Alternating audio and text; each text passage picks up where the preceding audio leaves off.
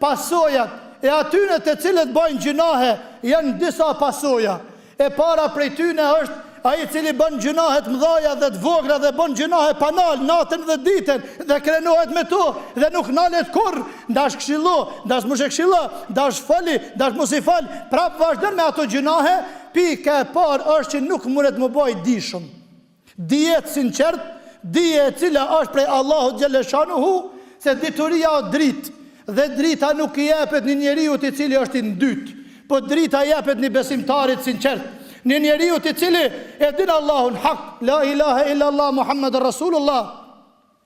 Edhe dyta, nuk mund e falenderon Allahun Dhul Xhelal çush e falenderojnë të tjerë. Edhe nëse lut Allahun xhaleshanuhu, nuk i përgjigjet Zoti xhelle xhelaluhu, për shkak se jeta e tij, veshja e tij, ushqimi i tij, fjetja e tij, rrobat e tij janë me gjuna dhe me haram. Zoti nuk e pranon atë dua. E treta, nuk ka marrë, nuk ka turp, i hjeke turpi ati gjunahqarit që bën gjunahe. Dhe ka thënë pejgamberi alayhi salam, ati që nuk i vjen marrë, le të bën çka të don. S'ki marrë, çka të bësh të ka hije, çka të bësh nuk të shohet për të madhe, se marrë nuk e ki. Nuk e ki ata e cila të mundon në zemrën tane dhe në mendjen tane, e ajo është marrja vllazën xhamat.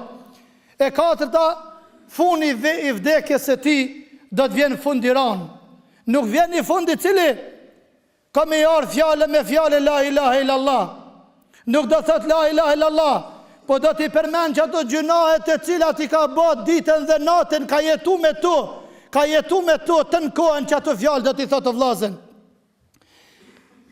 Dhe do të ketë një mërzit madhe në gjoksin e ti të në kohën. Dhe kur Allahu Dhul Xhelal të kënaqën këtë dunja nuk e bën.